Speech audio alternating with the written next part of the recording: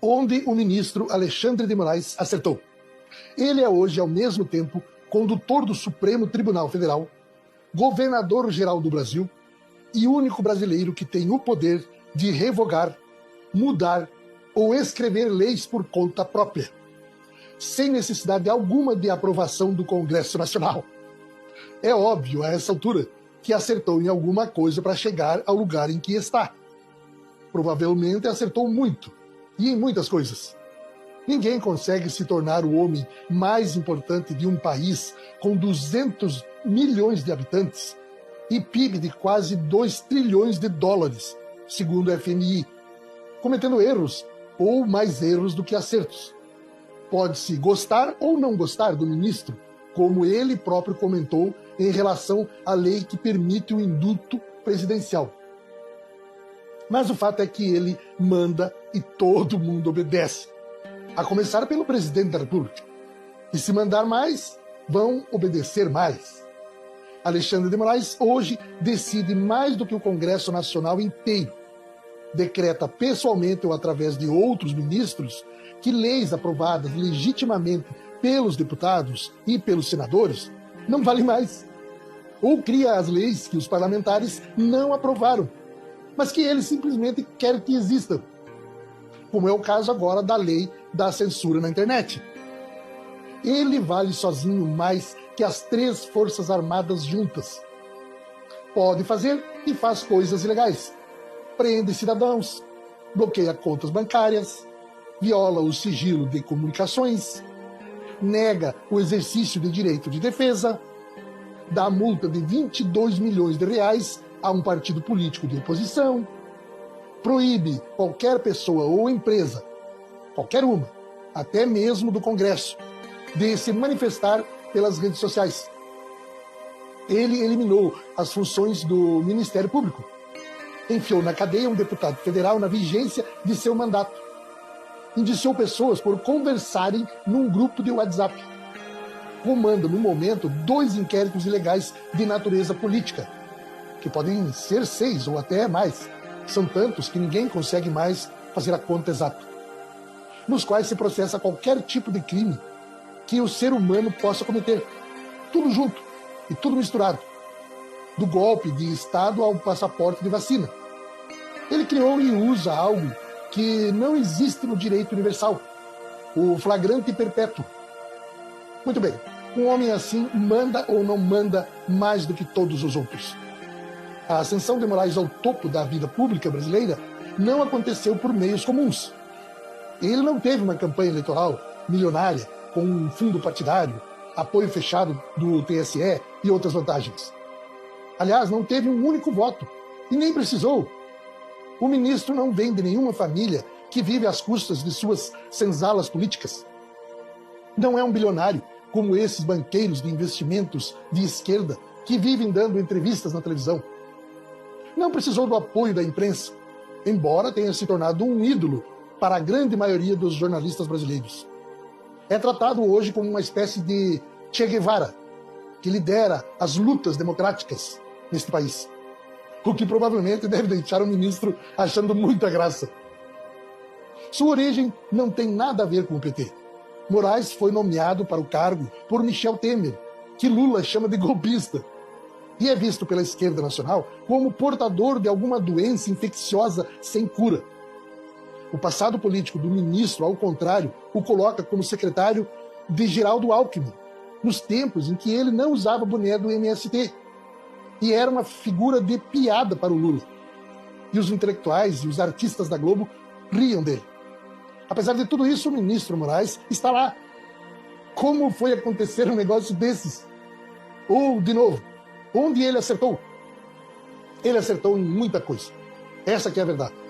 E a primeira delas é que ele entendeu melhor do que ninguém a força e a utilidade da coragem num país em que o ecossistema político é habitado majoritariamente por covardes. Moraes é um homem destemido, assume riscos, enfrenta adversidades e não foge da briga. No Brasil de hoje, faz toda a diferença. O segundo ponto a favor é que soube escolher o lado de disputa política atual. Percebeu, no momento adequado, que é mais rentável ficar a favor do Brasil do atraso, centrado no sistema de Lula, do que a favor do Brasil do progresso. Imagina se tivesse ficado com Bolsonaro e feito as coisas que fez. Se tivesse, por exemplo, trancado na Papuda 1.500 agentes do MST que invadem fazendas e destroem propriedades públicas. Estaria hoje no Tribunal Internacional de Haia, respondendo por crimes contra a humanidade.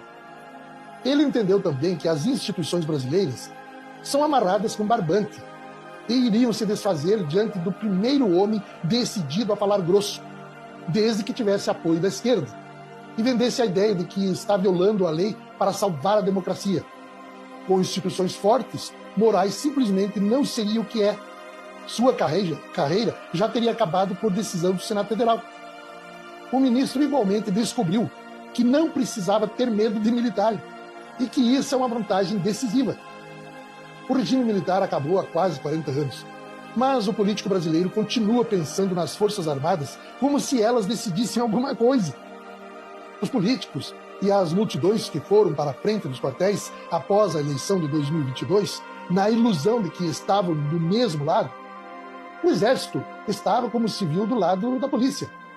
Moraes nunca perdeu seu tempo com isso. Ele foi fazendo o que achou que tinha que ser feito, sem se preocupar com o que poderiam pensar os generais do Exército ou os almirantes da esquerda. E hoje deve estar convencido de que leu acertadamente as coisas. Por que não?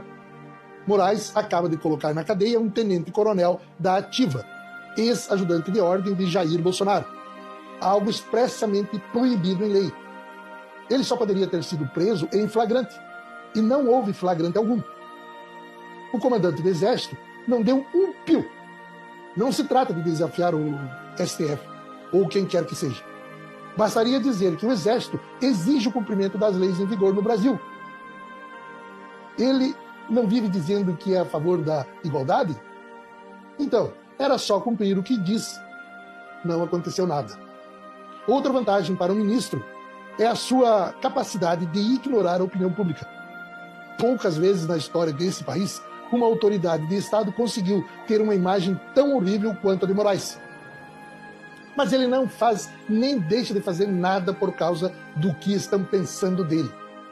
O político brasileiro médio passa mal quando se vê fazendo ou tentando fazer alguma coisa que pode desagradar o seu eleitorado. Afinal, é de seus votos que ele vive. O ministro não liga a mínima. Não é assim simplesmente que ele funciona. Ao contrário, fica mais radical, agressivo e perigoso a cada contrariedade. Ele deixou isto bem claro entre outros episódios, com sua reação às imensas manifestações de rua do ano passado e de antes, a favor do Bolsonaro, a quem ele escolheu como seu inimigo número 1. Em vez de se assustar com aquelas multidões todas, resolveu meter as multidões na cadeia.